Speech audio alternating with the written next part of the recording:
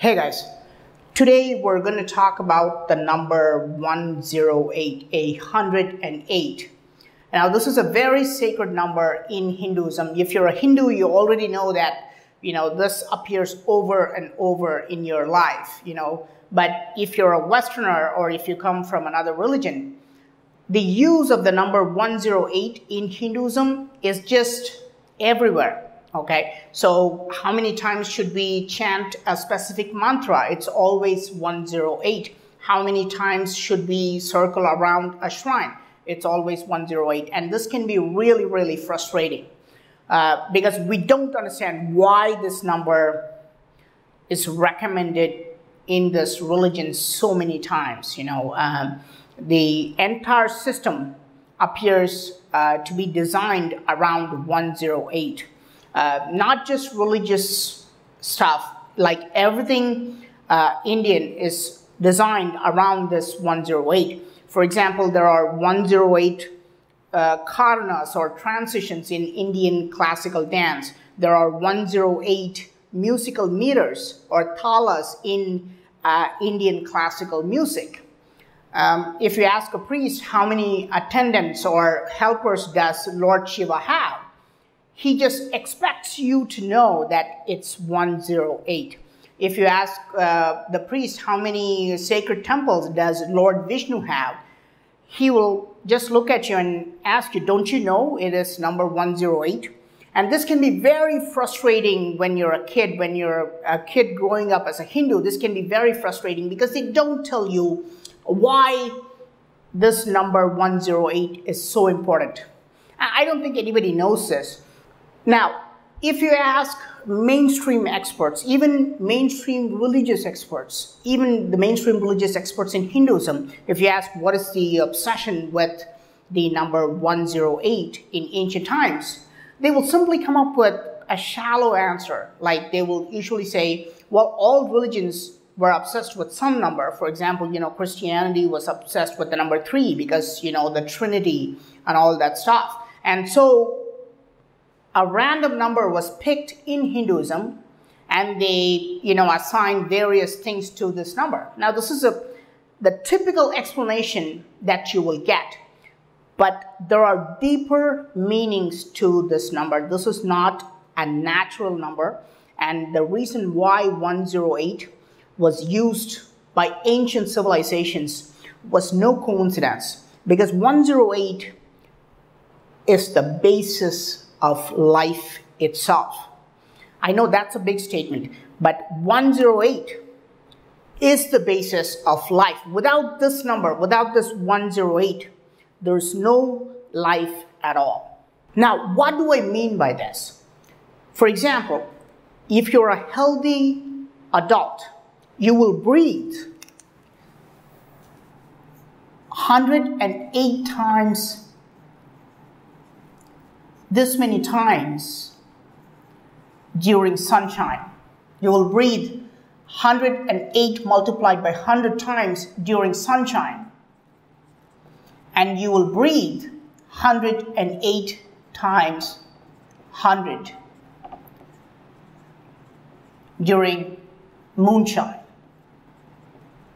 So you will have 10,800 breaths during daytime, and you will have 10,800 breaths during nighttime. Now, this is prescribed in ancient Hindu practices. Okay, there's a particular sect called Tantric Hinduism, and if you look at that, they actually tell you that this is the exact number of times the human beings will breathe if they're very healthy. Now, but is this a mere coincidence? Could this be a mere coincidence? I'll tell you why ancient Hindus were doing this. For example, we're talking about sunshine and moonshine, right? So the basis of life comes from two gods. Now, this is the sun,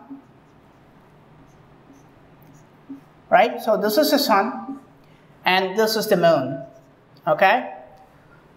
This is a crazy diagram, okay? I'm showing sun and the moon, and you don't see anything wrong with this.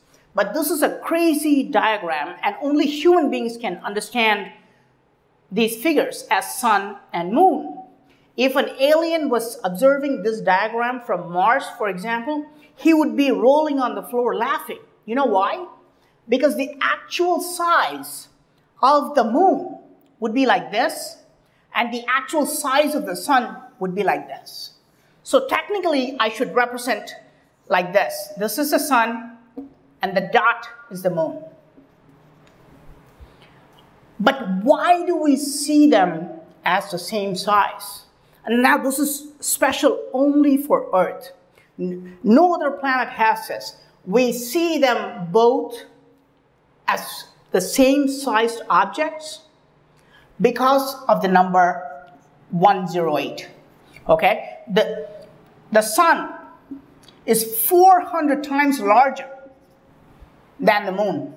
Okay, it's 400 times larger than the moon. But yet, have you ever observed a solar eclipse where there is the sun and then the moon comes in between, and the moon completely fits the sun? It's almost like they're perfectly aligned. How is this possible? It's because of this number 108. Now, what do I mean by this, right? Okay, so let's look at our solar system, and then let's look at a few things, right? One is this, there's a sun like this is the sun, and this is, let's say, the Earth's orbit. Nothing is drawn to scale, guys, okay, by the way. And please give me some slack because I'm doing it on the fly. I'm gonna make some mistakes, and give me like a 2% error margin, okay? Please, okay? Because I'm just, thinking on the fly. There's no script here. So here's the sun, and here's the Earth, and there's this moon coming around, right? Now, this is really how they would both look. But from the Earth, they look the same. Why? Because the distance between Earth and sun, this distance divided by the diameter of the sun divided by this diameter is 108. Okay? And you may think, well, that's fine. That could be a coincidence. No, remember, we're talking about why the moon appears the same size as the sun. It appears the same because the distance between the Earth and moon and the diameter of the moon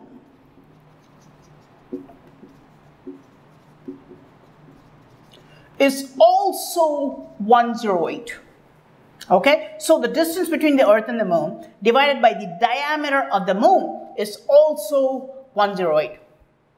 Now, this is the only reason why we see both of them the same size. Okay, and this is the reason why we have 12 hours of sunshine and 12 hours of moonshine. Okay, so we have established that this ratio and this ratio. Now, I just want you to know that if you come back and say, no, this is like the current distance between Earth and Sun is, this ratio is 109, you would be right, okay? Because this is an elliptical orbit, and this number changes, fluctuates. But if you look at the mean value, that would be 108. And remember, I told you to give me a 2% error margin, okay?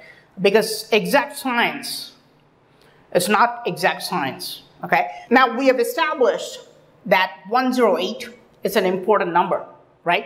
108, it's a freaky coincidence. If you're not a believer in God and all that stuff, this is a freaky coincidence to have. And this is the only reason why both these things appear the same size, okay? Otherwise, we would have to show it like this.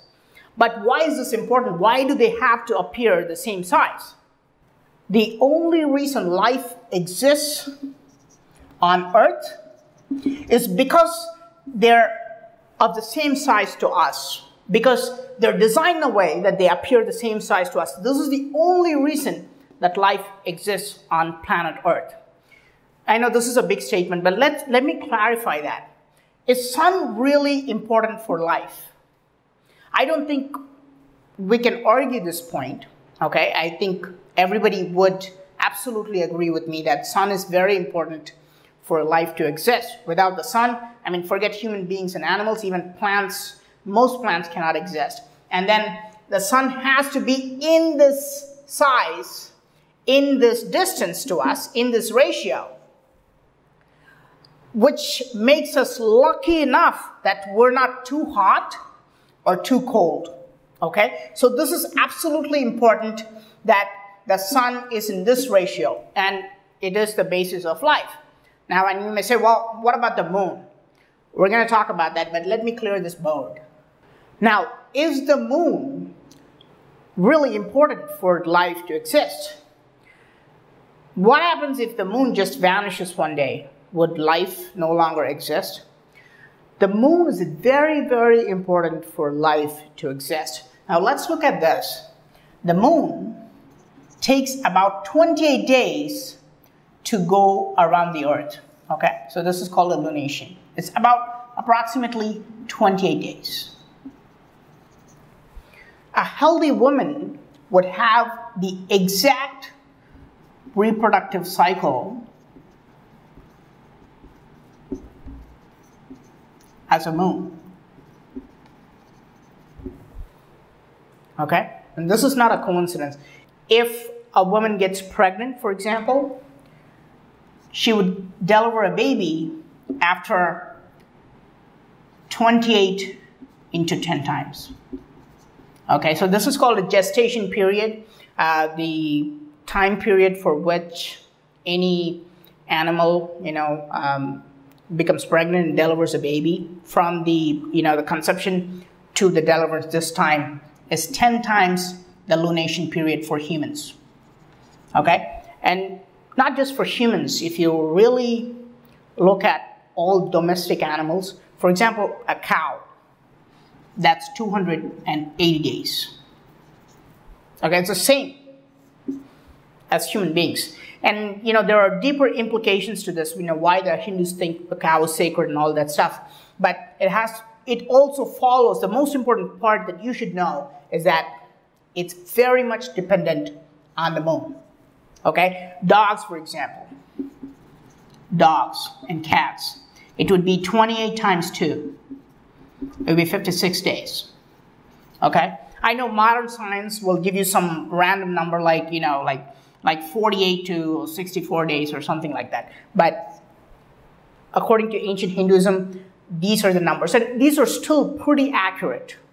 Okay? So you can understand the connection between the moon and reproduction. Now remember, without reproduction, no life can exist. And the moon is the basis of reproduction.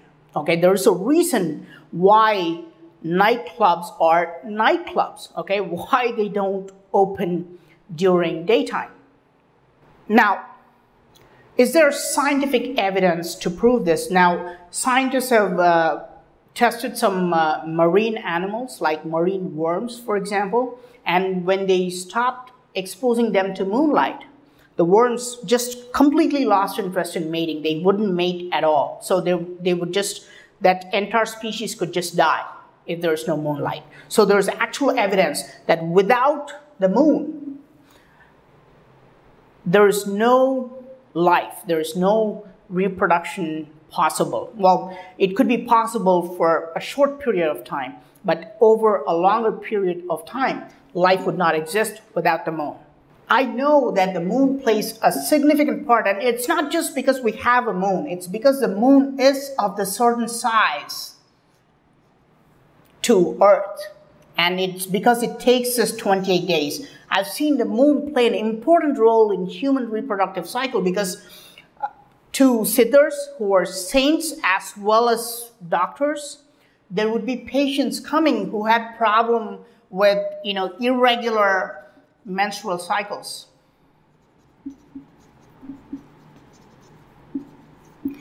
And the siddhars would prescribed that these women or girls should just sit under the moon on certain days, and it would regulate the moon or the moonlight or the moon's gravity or whatever it is. It would regulate their cycles to 28 days.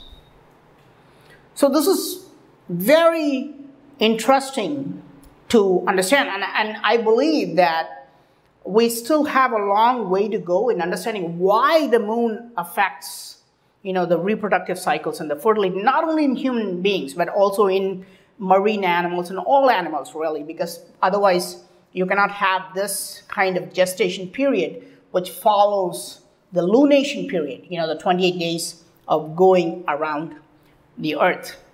Now, let's look at the moon in a totally different angle.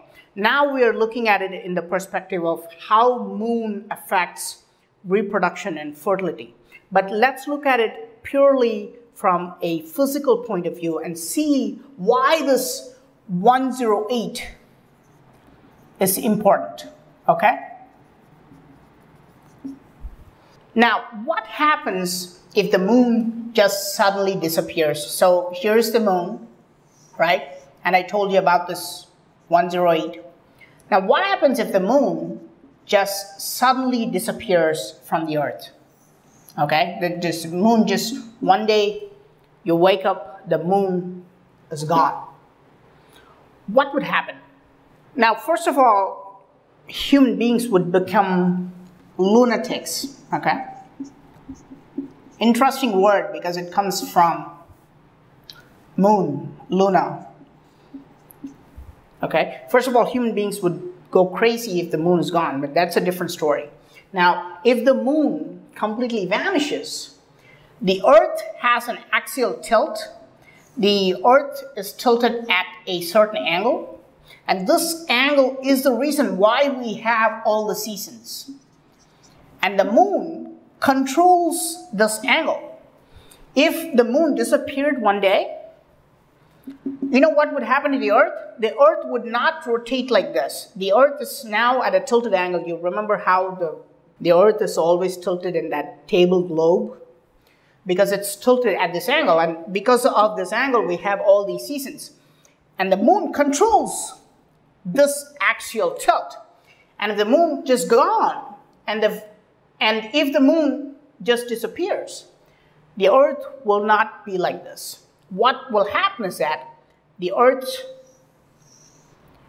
will become like this, or the earth will become like this. Now, how do we know this, right? Is this just a weird story? No. Because Mercury, planet Mercury, and planet Venus have no moons at all. They don't have any moons at all. And one is at almost 0 degree, one is rotating at 0 degree, the other one is nearly at 180 degrees, nearly, okay? And the problem is they don't have any seasons at all.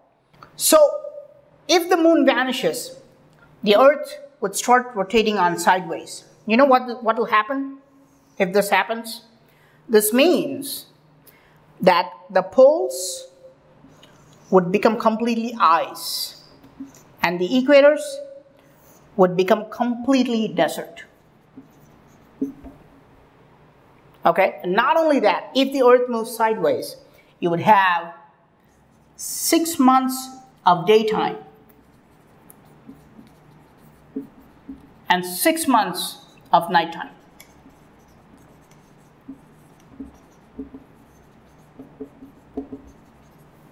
This is how your 1 year would look. You would have 6 months of daytime and you would have 6 months of nighttime. And this is how important the moon, and the moon has to be in this particular size and distance to make sure the earth is like this, okay?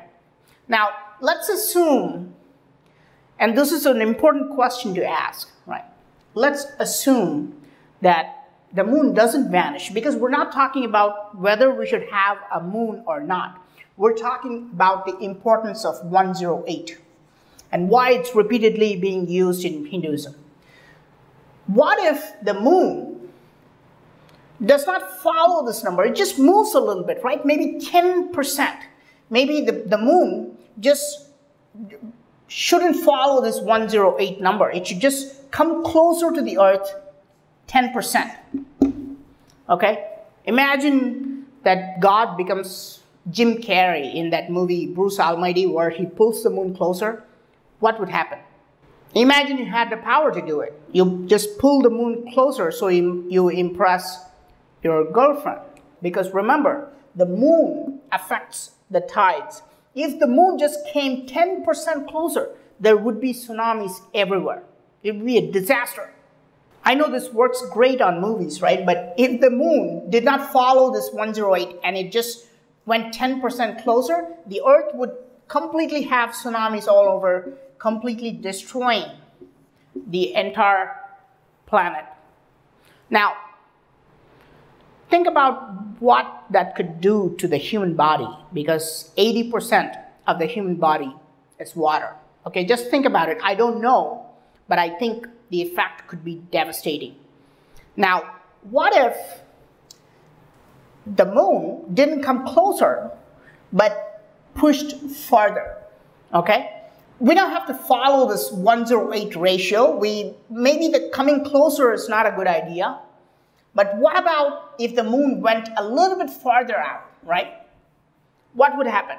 We're going to find out. Let me clear the board. Okay, so we realize that if the moon comes closer to the Earth, there would be tsunamis everywhere destroying, the planet. What would happen if the moon just was moved a little bit farther out, right?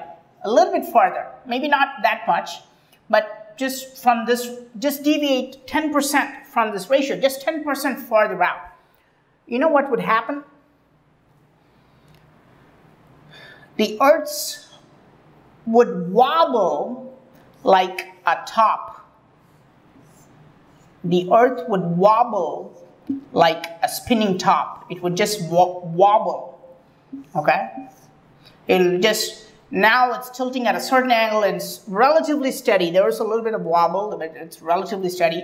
But if our moon goes farther out, it would start to wobble. It would just wobble at this angle and then this angle. And then you know what happens next? The polar ice would drift to the equator and then destroy everything. The ice from the poles would just drift to the equator, completely destroying the planet. This is a weird thing to say. Now, is there scientific evidence to back this up? This is exactly what happened in planet Mars. Okay, Mars has 2 moons. It's lucky. Just think about it. If you lived in Mars, it would be pretty cool because you would have 2 moons. Now, the problem is they're not following this 108 ratio. Okay, these are smaller, or the other way is to say this is these are a little bit farther out from the planet. And because of this distance, they're not able to regulate the axial tilt of Mars. The moons are not good enough because they're not following this ratio. So they're not able to regulate this axial tilt. So the Mars wobbles so much that it did happen. The ice actually drifted from the poles to the equator, destroying Mars. Okay? So this is why the moon has to follow 108 ratio. And the sun, I don't think this is a big argument because it's very simple to understand. The sun has to be at a certain size, at a certain distance from the Earth to make sure that the Earth is not too hot or too cold. So, and this is why 108 is such an important number. It's so important because if you deviate from this just 2%, there is no life. Okay? Not just human life, all life gets destroyed if this number is violated. This is why 108 is so important in Hinduism. But if you go deep into the hills of Sadhguru, I've seen Siddhas worship a strange lingam. The lingam has 5 facets. It looks like this. And it's like the normal public don't even know where this lingam is. It's in very remote places. It's almost inaccessible. They have a lingam. Now, this is how you would see it. But if you go to the top, you would see it like this, because it has 5 facets. Okay, 1, 2, 3, 4, 5. It has 5 sides. This is sometimes called a Panchamukha Linga. They just call it Panjalingam. And the beauty of this is that the angle between 2 sides would be 108 degrees. And this is considered a very sacred lingam. I've never seen this lingam being worshipped anywhere else. I've shown you so many types of lingams. I think I even showed you one with 16 sides. But of course, I cannot photograph, these lingams. I mean, I cannot photograph the Siddhas, and that's a different story. But I've shown you the 16 faceted lingams, and I've shown you lingams with 4 sides, even maybe 8 sides. But this is a very, very sacred lingam with special powers. And the angle between them is 108. All pentagons. Okay? Sorry, my pentagon looks so bad, but all pentagons will have 108 between 2 sides. Now, is this why the Pentagon in the United States is designed? Because of 108? Is this somehow related to aliens and UFOs? I don't know. You think about it, because I'm not going to get this video deleted from YouTube, at least for a while. We'll let that stay for like a couple of days. Okay. Now, let's look at the significance of the number 108. Is 1 to the power of 1 multiplied by 2 to the power of 2 multiplied by 3 to the power of 3. Okay, so this is 108. All right. Now you can tell right away that these are not just coincidences. Okay, I'm not making this up. This is a divine number. This is the number that designs everything. Okay, if you don't believe in God, if you just believe in nature, just think of this as the number of the nature. But this is the base. 108 is the basis of all life. Now, I know we have this golden ratio, right? Golden ratio and Fibonacci series, right? So there's this golden ratio. Is there a connection between golden ratio and 108? Yes. So the connection is 2 sine 108 by 2. That would give you the golden ratio. Okay? So you see how the 108 is connected to the sun, the moon, the golden ratio, and look at how it's being formed. Now, the most important thing is that 108 is employed in most Hindu temples. Today, archaeologists and historians are not looking into this aspect because they just think 108 is a random number now. Okay? But most ancient Hindu temples use 108 in their architecture. The temple in Tanjavur, for example, the Brihadiswara temple. The Brihadiswara temple in Tanjavur is 216 feet. That's 108 times 2. The Kokor temple, the Kokor pyramid in Cambodia, the original height, 108 feet. before the lingam was destroyed. It's just 108 feet. Everything, all ancient structures were designed around this sacred number. Now, how was this designed? Now think about this. What are the odds that all these ratios align together? What are the odds that the ratio between the sun, the moon, and all these numbers have to be aligned naturally? Okay? And how can it be connected to the golden ratio? Is this all a mere coincidence? In Hinduism, 108 is broken down into... I hope you like this video. I am Praveen Mohan. Thanks a lot for watching. Don't forget to subscribe and also click on the bell button to get all the updates. Please give this video a thumbs up and do share it with your friends. And I will talk to you soon. Bye.